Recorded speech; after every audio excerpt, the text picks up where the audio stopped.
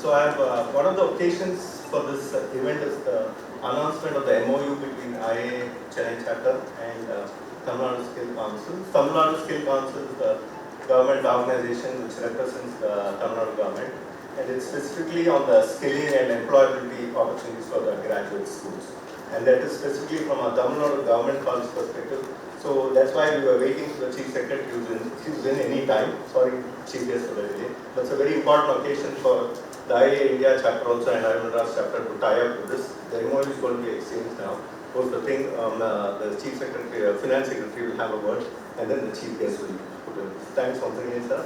And they represent very big organizations. Kalpana Madam from Belstar, Swami sir from NCLCC, Bajaj sir, Executive Director Indian Bank, and NPV sir, no interest. Sorry sir, thank you. Sorry. And we have the Chief Guest here, Chief Guest.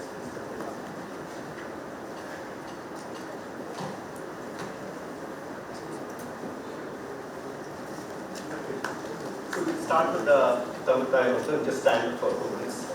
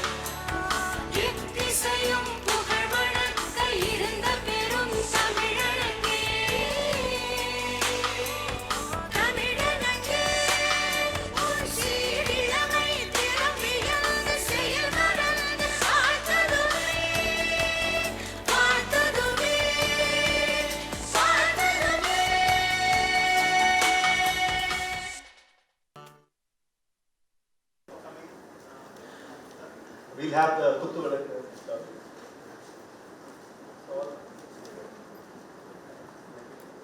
We request all our dignitaries to please light the Kuttu Velak and help us start the function.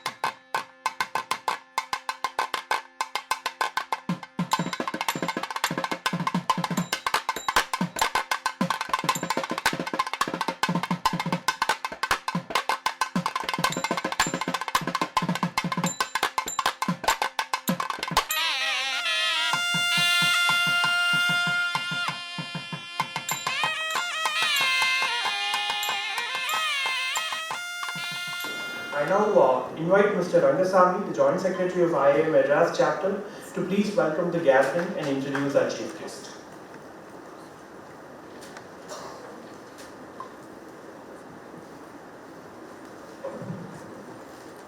Good morning to everyone present over here. It gives me immense pleasure to welcome you all to the one-day joint conference by Indian Institute of Internal Auditors along with ACFA. The team is into audits in the changing landscape of fraud and the unknown, in the fraud and unknown. And it also is my honor and privilege to introduce you to our chief guest, Mr. N.Muruganandam. He holds an engineering degree in computer science from IIT and is also an alumni of IIM Ahmedabad. Mr. Muruganandam belongs to the 1991 IAS batch and during his illustrious career, he has held many positions including petroleum industries. He is currently the Finance Secretary, holding the rank of Additional Chief Secretary. I now invite him to please address the audience and share his wisdom and knowledge to all of us. Please come to the seats.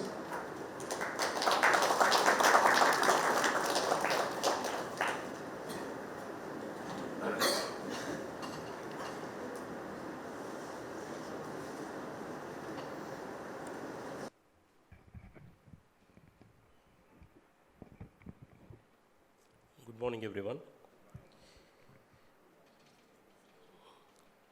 The Executive Director of Indian Bank, Mr.Mahesh Kumar Bajaj, Mr. Rangaswamy, Mr. Vijay Kumar, Dr. Kalpana Sankar, Mr. Sai Reddy, and all the dignitaries who have come for this meeting.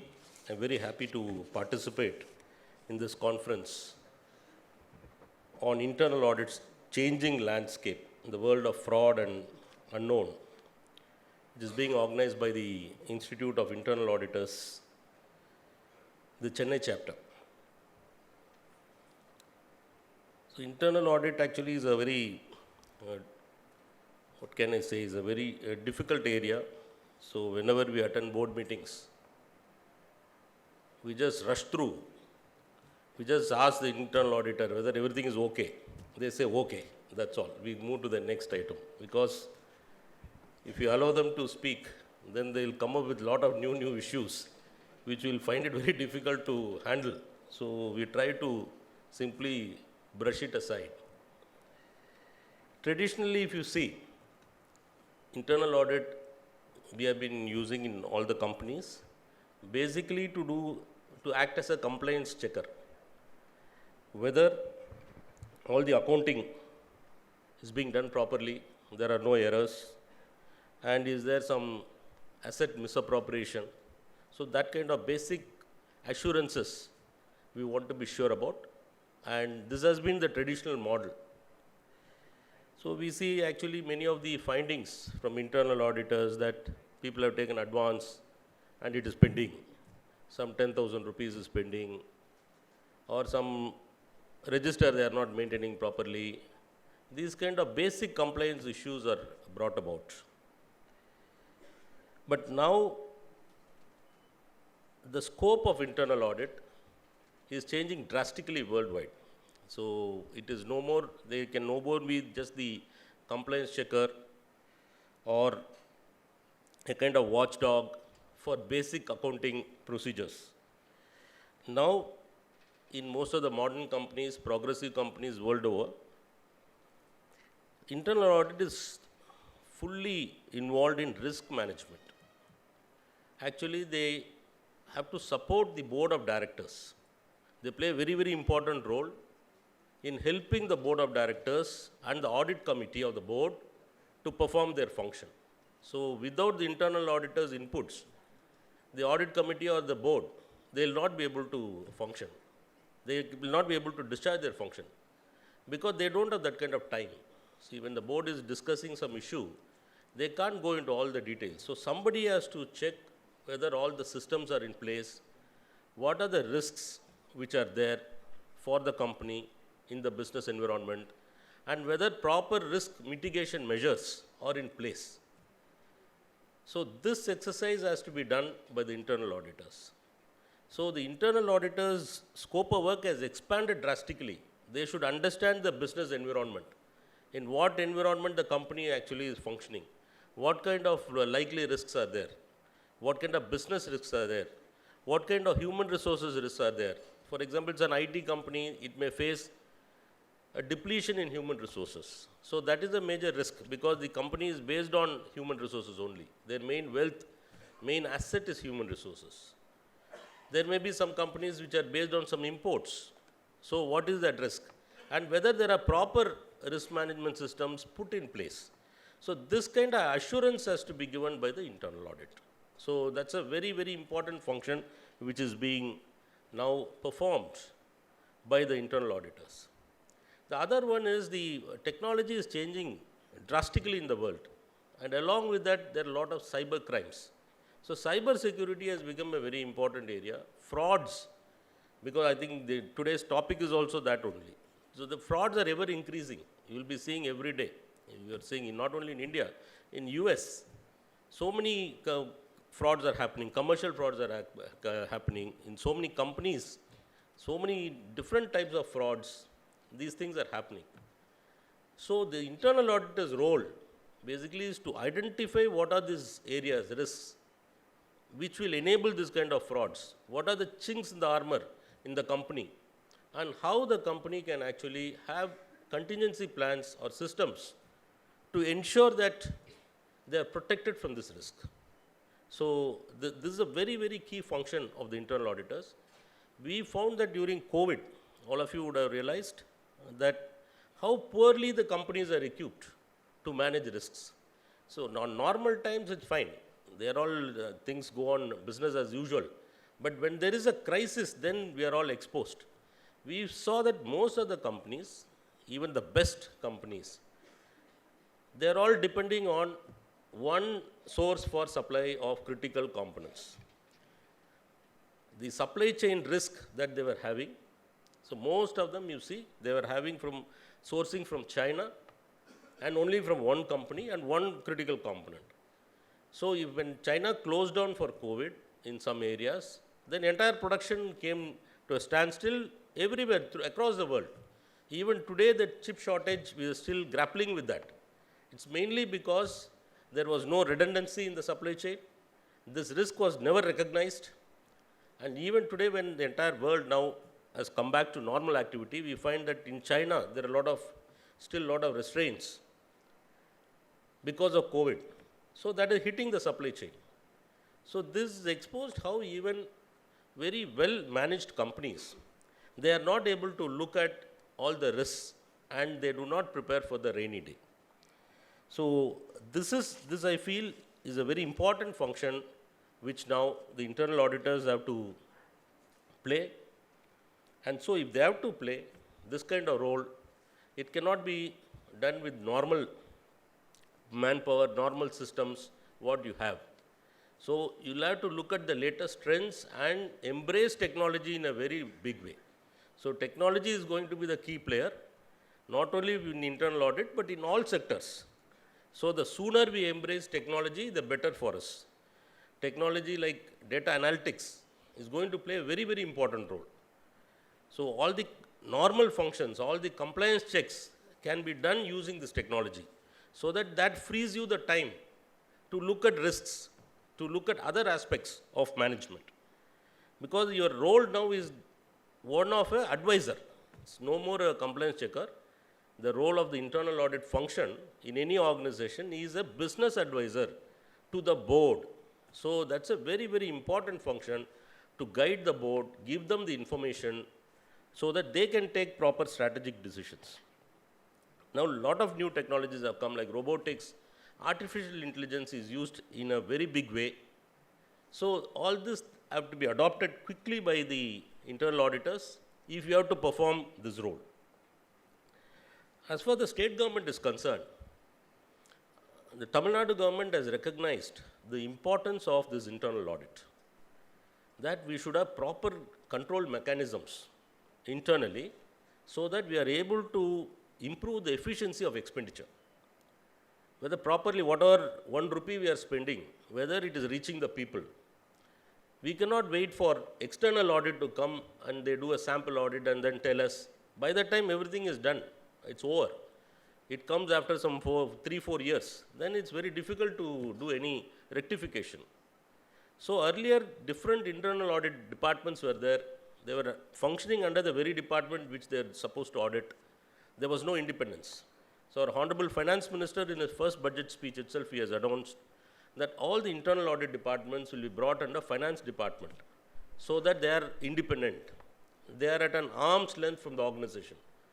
So the internal audit department which was under the Hindu temples, the HRNC department, that was brought under the Finance Department, and one by one we are bringing all the internal audit departments under the Finance Department. The government also set up a committee and a retired IIA officer to reform the internal audit departments. So the committee has done detailed study and given its report, what kind of recruitment we should do, what kind of training should be given to the internal auditors, what kind of technology should be used, what are the processes which we should follow. So they are given very good recommendations which we are going to implement one by one. We also created a position of Director General of Audit for the state government. This is the first state to have such a position. We have taken an officer from the Indian Audit and Account Service on deputation, so that he has been given the responsibility to streamline and strengthen the internal audit departments so that they perform their function very, very professionally. Broadly, this is what I wanted to just talk to you this morning. I also wanted to enlighten you about one scheme of the government, which is a very, very priority scheme of our Honorable Chief Minister. You know, all of you are well aware that Tamil Nadu produces the maximum number of graduates and college students. We have large number of engineering colleges, large number of medical colleges, a large number of arts and science colleges.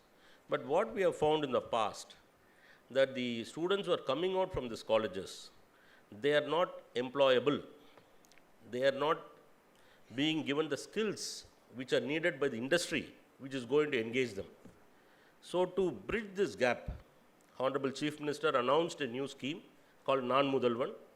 The idea of the scheme was to, when they are in college, to give them additional skills, industry-oriented skills, what the industry requires. So such skills to be imparted when they are in college, so that when they come out of college, they can get employment, and the industry also will find them to be useful. Otherwise, even from students coming out of engineering college, they are like raw, very raw. They do not know. They are not hands-on. So the industry has to again train them for 1 year. The first year goes in training, and then only they can perform, which is not the case in other countries. So you see the European countries or US, the students who are coming out, particularly from technical institutions, they are all hands-on, they are well trained on the skills which are required by the industry. So we want to move to that system. So a large training program has been started with the help of the industry to impart industry-oriented training in all the colleges. First, we have started with the engineering colleges. So that program is going on for last 2-3 months. It is very successful. It is getting very good feedback from both the students and from the industry. Now we want to expand it to the arts colleges, arts and science colleges. So a lot of colleges, they are teaching BCom, BSc, BA Economics, all this. But they have no exposure to the companies where they are going to work, what is practically needed in the field. So we want to impart this kind of training to them. And BFSI, we have this Apex Skill Training Organization, BFSI. They are helping us with this in evolving this kind of training programs for arts and science colleges. Already I think they have started in 2-3 districts. So in another 1 month or 2, we will be starting in all the colleges. So since most of you are from the industry, this is a very important area. So I'll request all of you to actually participate in this program. You can help us in designing the curriculum, in imparting this training, or using these students as interns. Even that will give them an exposure. So if they are commerce graduates, if they come and work as intern in your firm when they are studying for a month, they will get very good exposure. That will change the entire outlook of the student. So this non-Mudalvan scheme is very, very important for us.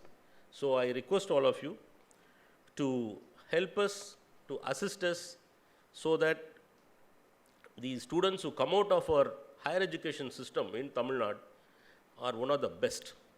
We should reach that situation.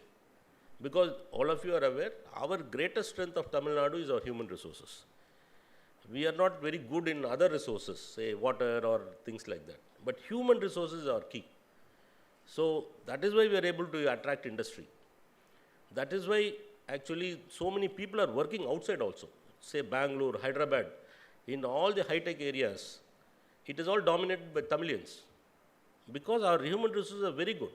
So we want to actually invest in our greatest strength, that is human resources. if you are able to train our students, college students, make them skilled and industry oriented, I think nobody can stop us from achieving that 1 trillion economy by 2030, which is the aim of our Honorable Chief Minister.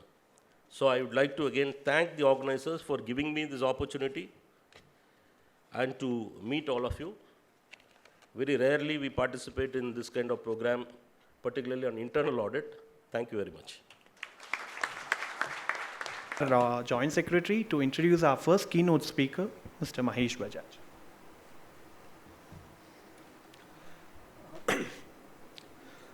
It's now my turn to introduce Mr. Mahesh Kumar Bajaj, who's a postgraduate MSc in Applied Mathematics from Kurukshetra University, and is also a certified member of the Indian Institute of Bankers. He started his banking career as a probationary officer in June 1993 and has over 30 years of experience working in diversified areas both in India and abroad, specifically in Singapore. During his tenure, he is working in all key banking functions in various capacities. He has handled corporate transactions, retail transactions, rural, treasury, forex, NPA management, human resources, and of course, not the least, internal audit also. Thank you, sir. As a CEO of Indian Bank Singapore branch, he introduced many various new initiatives like setting up of BPR committee to review the process and procedures, strengthening the compliance aspects, and also introducing a new HR and IT initiative in line with the best in the industry. As General Manager, Integration Management Office, he successfully completed the amalgamation of Allahabad Bank with Indian Bank. And he is also a vivid learner, having attended various training programs in premier institutes both in Singapore and India. And he's also undergone the bank's board bureau training program for top leadership development, besides completing the corporate governance program conducted by the Indian Institute of Corporate Affairs. He's also served as a member in the board of Experian Credit Information Company of India Private Limited and Reliance Asset Reconstruction Company Limited as a shareholder nominee director. Presently, he is also a nominee director in the board of Universal Sompo General Insurance Company Limited. And last but not the least, he's been recently elevated as Executive Director of Indian Bank, and let us give him a big applause. Welcome, sir.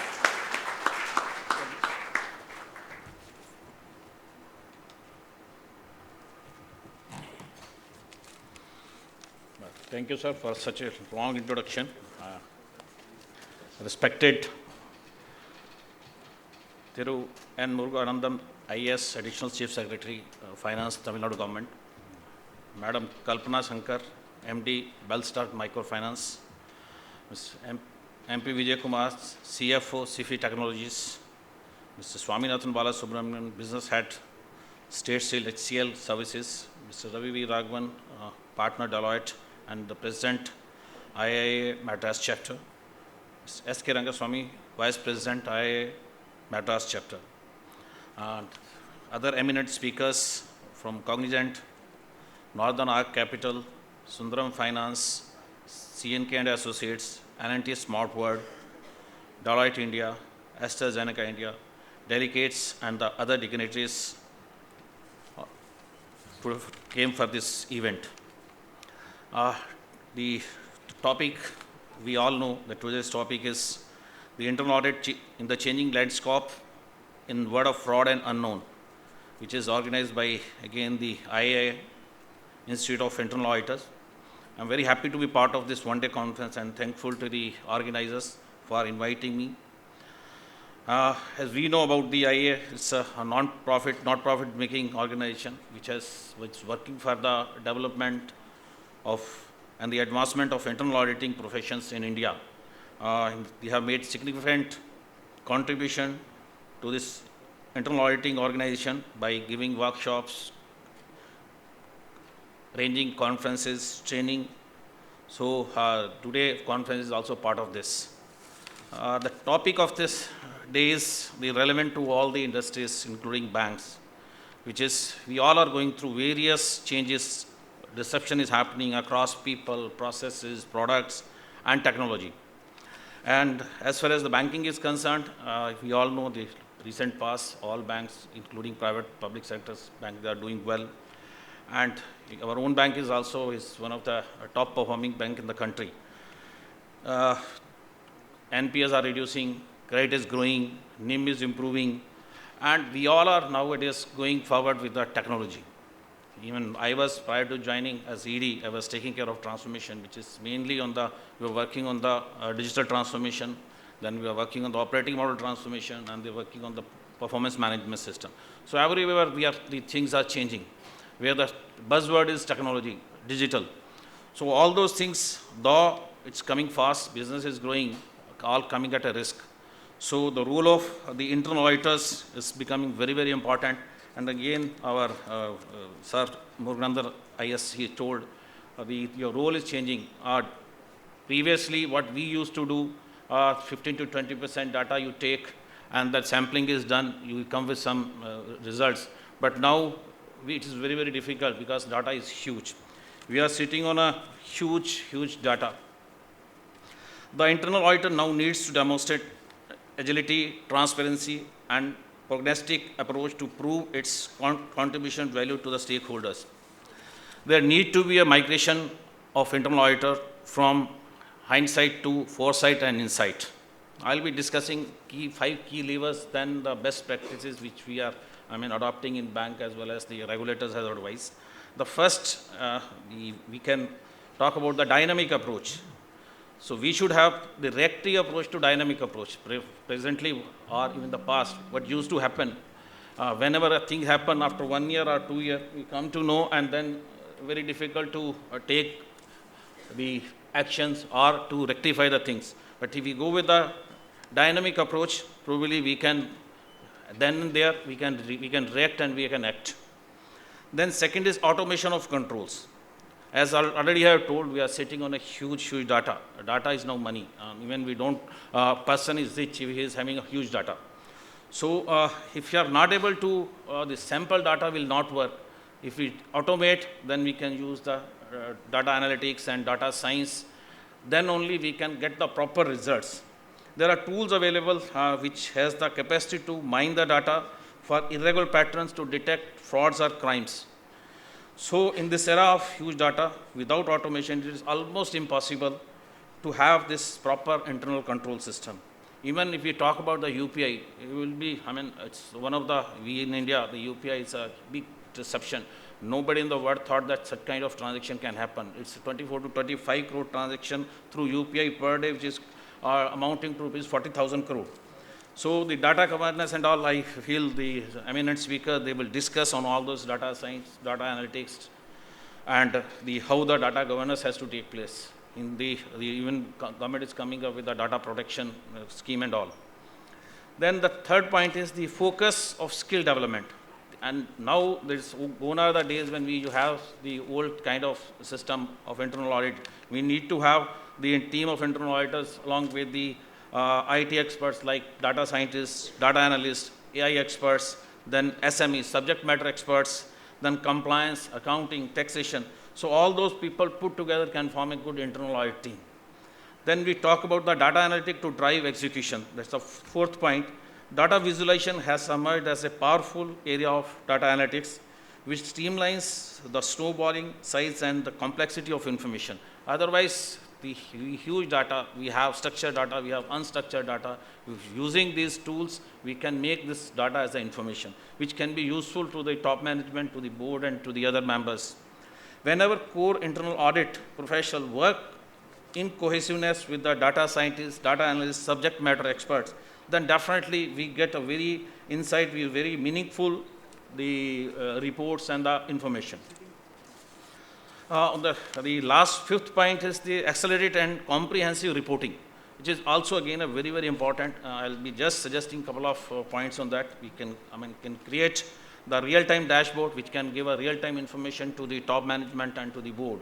Then regular updation and dialogues with the top management is again a very, very important aspect, which once the top management and the executives are informed, well informed about the risks, the decisions can be taken, mitigation and other things can be taken place. Then the internal control, including the flagging and the exceptional reports, should be provided then and there. If it is done through the automation, probably that's the best way to reduce the risk. Apart from that, we are having the best practices which has been given by the controllers all over the world, which a couple of things our respected chief guest also mentioned, like the authority, stature and the independence. So if the IA function is given proper sufficient authority and the stature, then probably they can perform well. Second is competence, which I was even talking about in the other point. The competence also is very, very important part. There's a staff rotation also in banks and all. It's very much mandatory. After 3 years or 2 years or 4 years, there should be a board-led policy that some person sitting on the same seat for a more number of years can do any damage. So that is also one of the important aspects. Then tenure for the head of the internal audit. We cannot have an internal auditor maybe for 1 year or 2 years. There should be a specific tenure so that 3 or 5 years, so that he can plan and he can execute his planning over a period of time. Then reporting line also, there is a guideline given by the regulators. They should be directly reporting to the audit committee of the board or to the CEO or the whole-time directors. And the remuneration, the fifth and the sixth point is the remuneration should be in commensurate with the work they are doing. So well paid, the head will definitely perform better. I will conclude by mentioning that the time-tested core principle fundamental remains same of the internal audit function: integrity and objectivity, diligence, confidentiality, skills and competence, system and processes, participation in decision making, sensitivity to the stakeholders' interest, quality and continuous improvement, if adopted religiously, will help in successful achievement of the desired results. At the end, I once again thank the organizer for giving me the opportunity to be part of this event and convey my best wishes for today's the conference a grand success. Thank you very much. Mr. Muruganandam wants to leave, so I'll have a short break where we're going to have the MOU launch now, followed by some photo snaps along with the mementos as well. Thank you, sir. Just 2 minutes.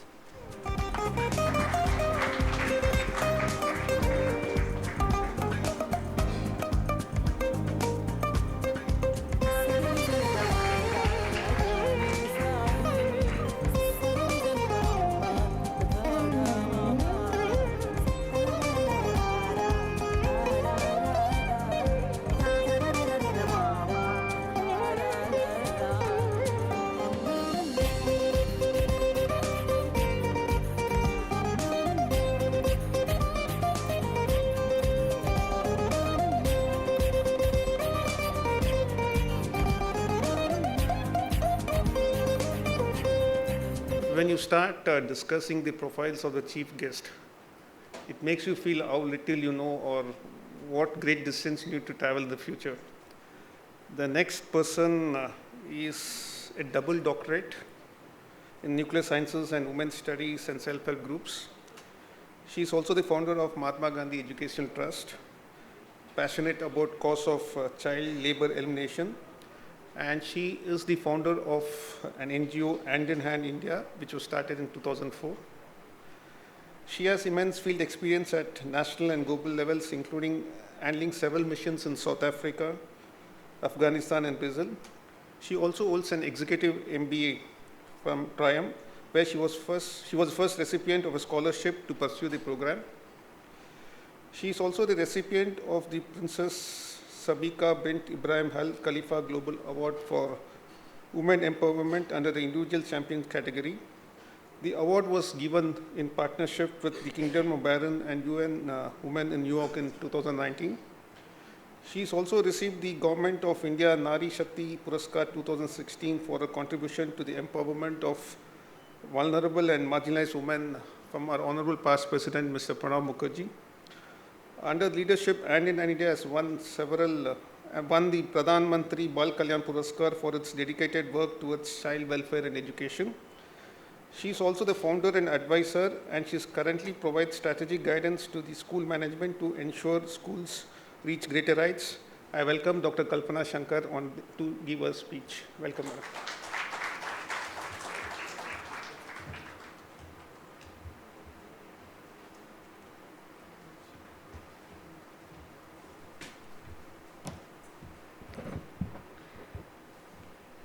Respected Mr. Muruganandam IAS, Additional Chief Secretary, Government of Tamil Nadu, Mr. Mahesh Kumar Bajaj, Executive Director, Indian Bank, Mr.SK Rangaswamy, Mr. Swaminathan Balasubramanian, Mr. Ravi Veera Raghavan, ladies and gentlemen.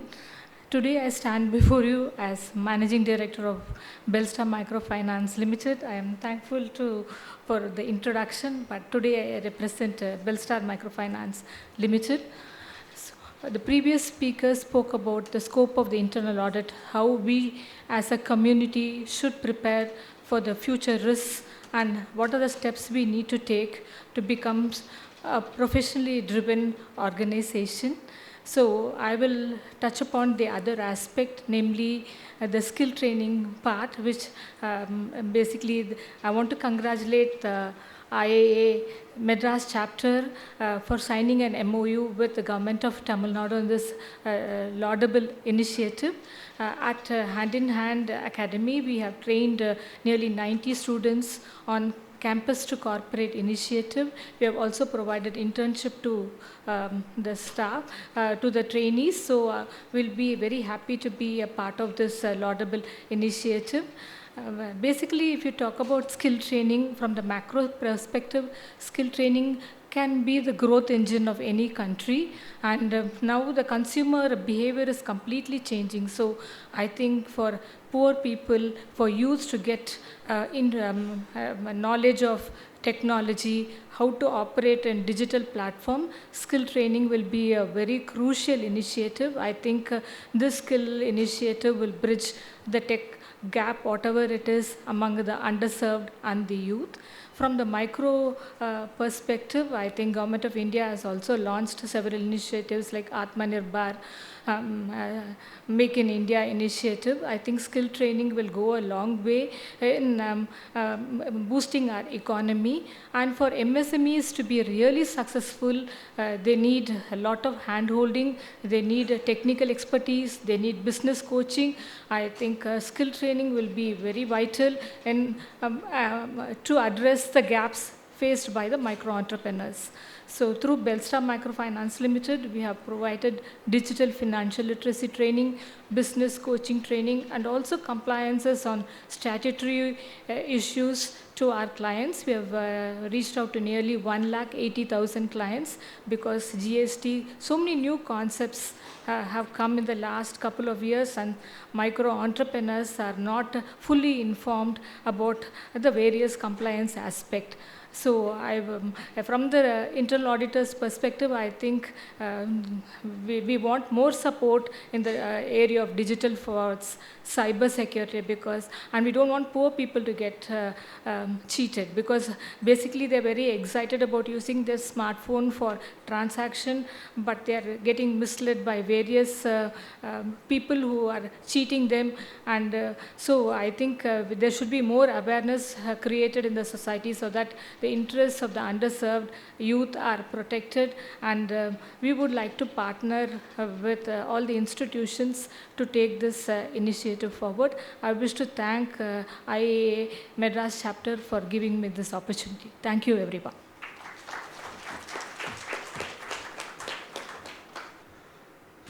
So moving on to our next distinguished speaker, Mr. Swaminathan Balasubramanian. He is currently the business head for State Street HCL Services, a joint venture between State Street Bank and HCL Technologies. His experience spans close to 4 decades, predominantly in the financial services. He moved to investment banking field in the year 1993 as head of operations and company secretary in Zurich Asset Management, India, currently known as HDFC Asset Management Company. His significant experience includes about 10 years as Director and Chief Operations Officer for Franklin Templeton, where he strategized and executed the business plan for providing a variety of fund and technology-related services to the global mutual fund business of Franklin Templeton. He was part of the global team to finalize the build, operate, and transfer model for the technology business. Subsequently, he moved as regional COO for Prudential Asset Management for Asia based out of Singapore, where he was responsible for formulating and delivering the operations and IT strategy across 11 countries spanning from Mauritius, Luxembourg, Cayman Islands, Europe and Americas. His current role as business head involves managing the end-to-end delivery of investment banking operations for State Street clients across the globe. The JV has 8,000 plus employees spread across 4 locations. He is a graduate of Vivekananda College, a corporate legal professional, and a member of the Indian Institute of Bankers. Welcome, sir.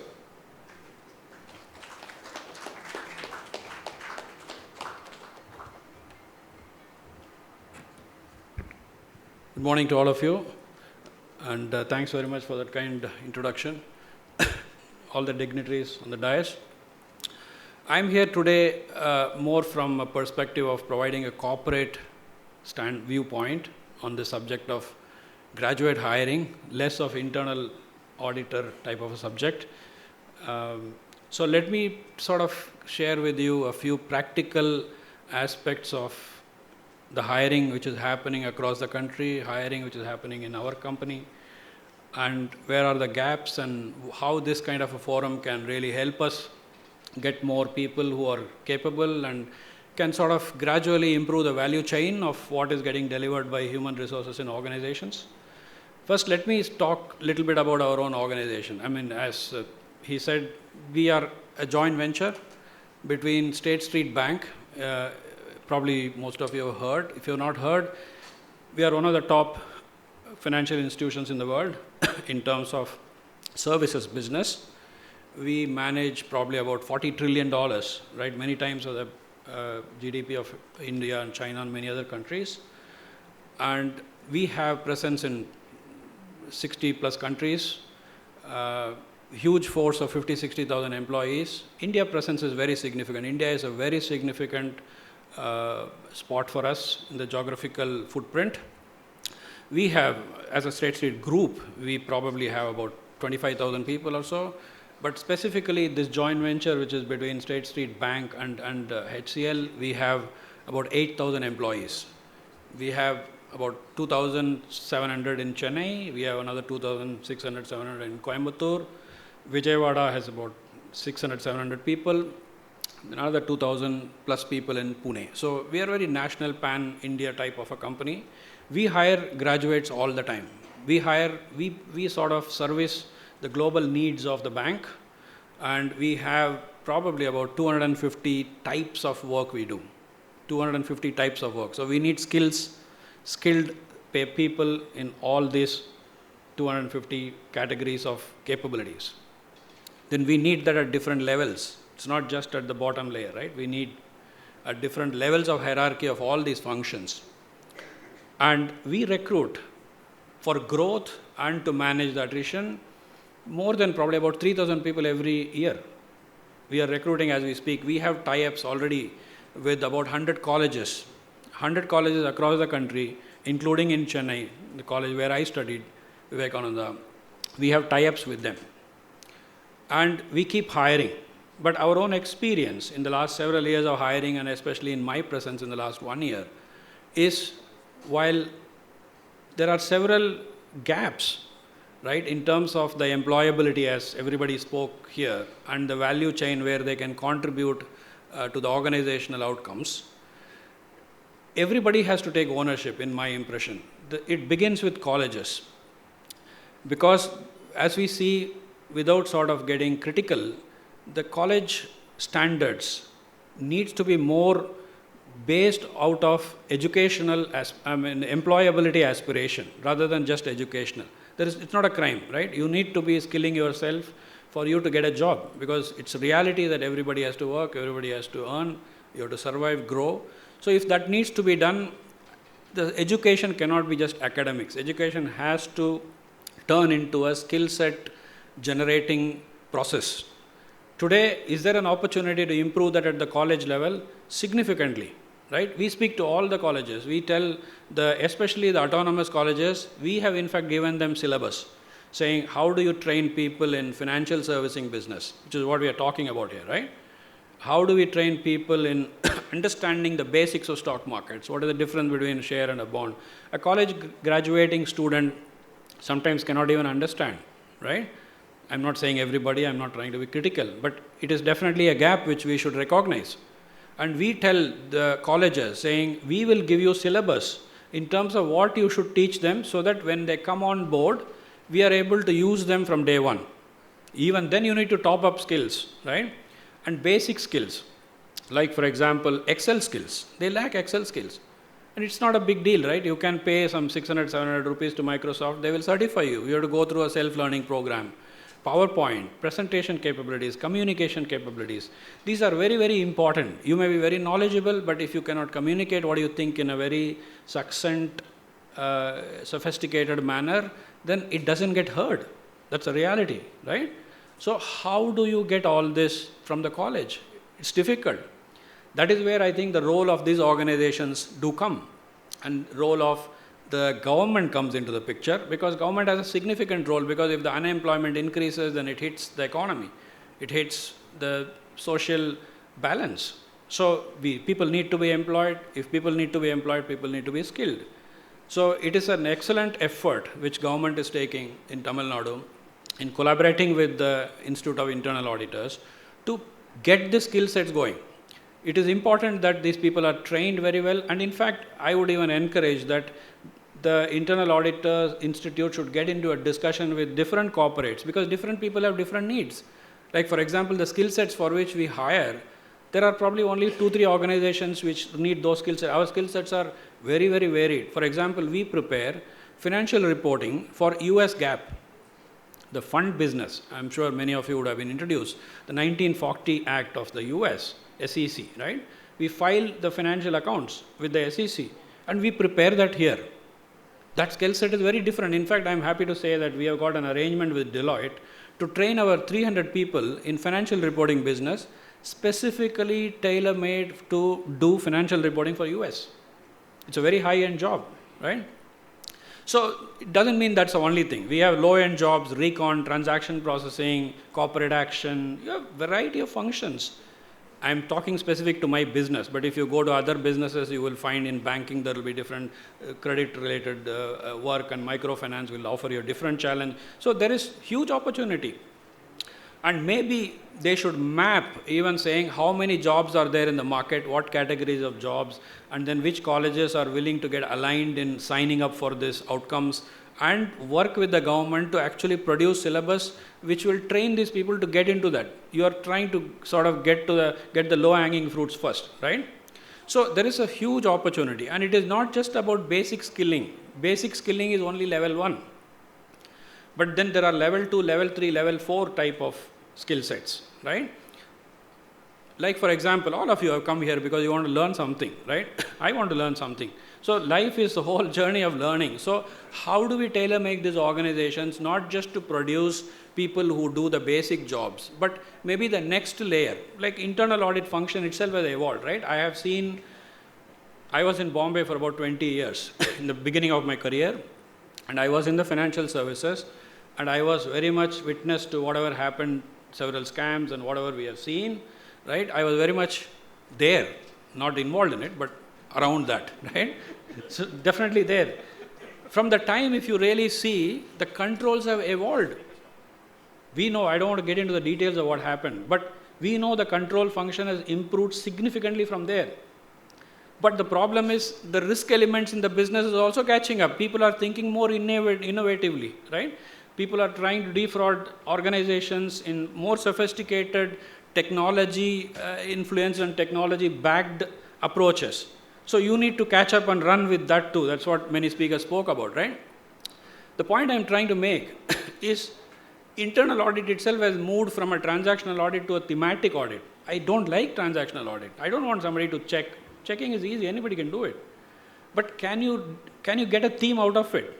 If a train is coming every day late, there's no point in saying this train is coming late every day, right? We know that. But why does it come?